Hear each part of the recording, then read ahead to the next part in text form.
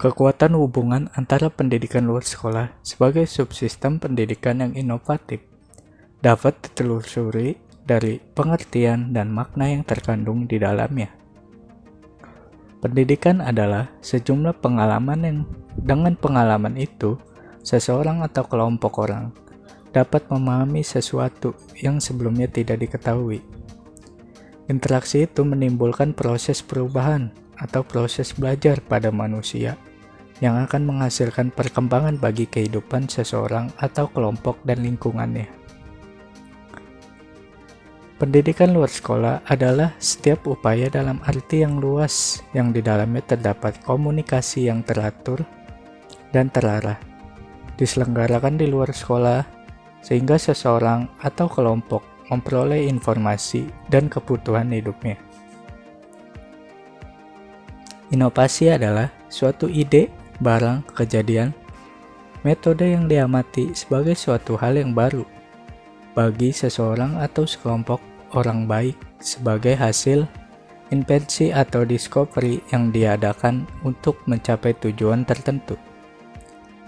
Difusi adalah proses komunikasi inovasi antar warga masyarakat dengan menggunakan saluran tertentu dan dalam waktu tertentu. Hubungan antara komponen tersebut, yaitu pendidikan, dapat dijabarkan ke dalam dua subsistem, yaitu pendidikan sekolah dan pendidikan luar sekolah. Pendidikan luar sekolah menggunakan komunikasi dalam penyebarannya, yang melibatkan warga belajar dengan program yang bersifat inovatif dan memenuhi kebutuhan warga belajar dan lingkungannya.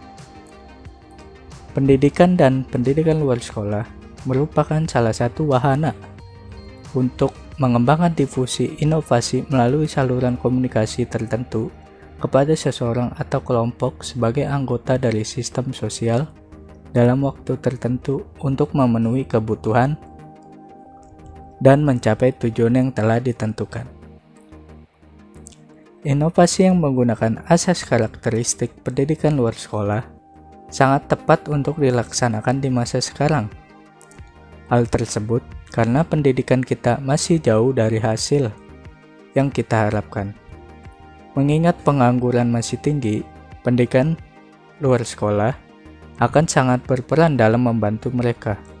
Oleh karena itu, saatnya pendidikan yang mudah, murah, dan cepat menghasilkan harus segera dilaksanakan.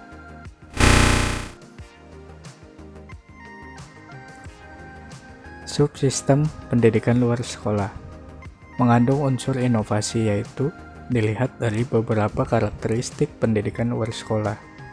Antara lain, yang pertama, tujuan pembelajaran yang membekali pengetahuan umum untuk masa kini dan masa depan. Jelas terlihat adanya inovasi dari tujuan tersebut. Yang kedua, waktu yang dibutuhkan singkat sehingga dapat lebih cepat digunakan dalam kehidupan. Yang ketiga, kurikulum didasarkan pada kebutuhan warga belajar sehingga timbul keanekaragaman yang memicu timbulnya inovasi dalam kurikulum. Yang keempat, persyaratan ditentukan bersama peserta didik, sehingga peserta didik terlibat dalam merancang pendidikan yang merupakan gagasan baru atau inovasi. Yang kelima, dipusatkan pada lingkungan masyarakat dengan program yang luas dan berkaitan dengan kebutuhan masyarakat.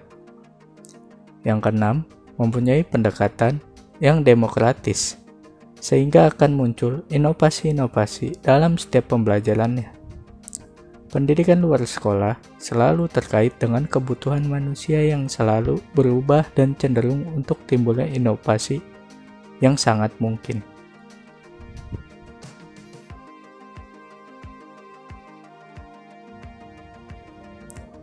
Asas kebutuhan. Kebutuhan berkaitan dengan upaya manusia untuk mempertahankan dan mengembangkan kehidupannya. Kebutuhan adalah perbedaan antara sesuatu kenyataan yang seharusnya ada dengan sesuatu kenyataan yang ada pada saat ini.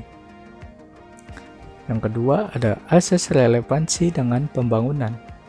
Pengertian pembangunan masyarakat dapat dilihat dari dua segi, yaitu dari segi sistem dan segi gerakan. Ketiga, ada asas wawasan ke masa depan. Pengertian pendidikan berorientasi ke masa depan, yaitu upaya menyiapkan warga belajar bagi peranannya di masa depan. Sebagai subsistem, pendidikan luar sekolah merupakan upaya komunikasi terorganisasi, disengaja, sistematis, dan berkelanjutan yang diselenggarakan untuk menumbuhkan belajar. Yang keempat, ada asas pendidikan sepanjang hayat. Pendidikan sepanjang hayat mengacu kepada serangkaian faktor-faktor ekstrinsik, berorientasi penyediaan dengan mengidentifikasi kebutuhan, dan penyediaan peralatan. Pendidikan sepanjang hayat menegaskan bahwa saat manusia untuk mengalami pendidikan adalah selama hidupnya.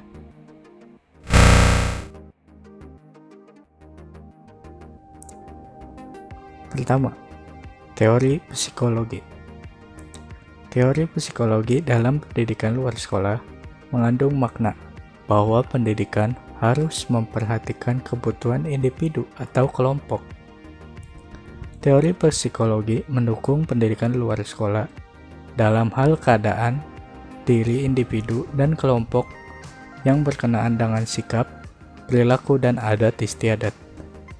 Psikologi juga berhubungan dengan tingkah laku dan sikap para warga belajar dalam belajar.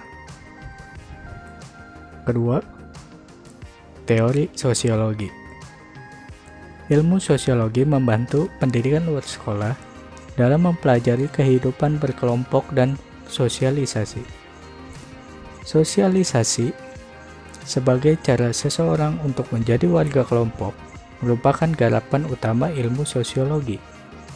Inti dari sosialisasi adalah interaksi sosial, yaitu suatu proses perubahan tingkah laku seseorang atau kelompok yang disebabkan oleh kehadiran dan pengaruh teman, pergaulan, dan dipengaruhi oleh yang datang dari kelompok dan masyarakat lain.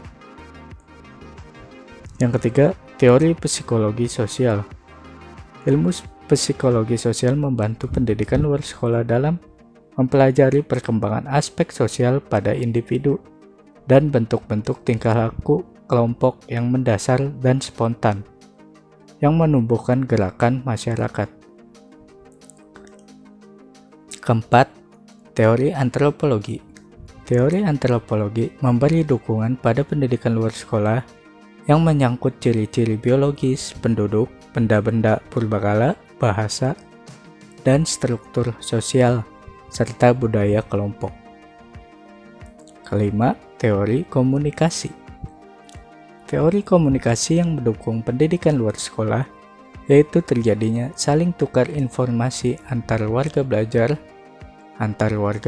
dengan fasilitator, dan dengan lingkungannya.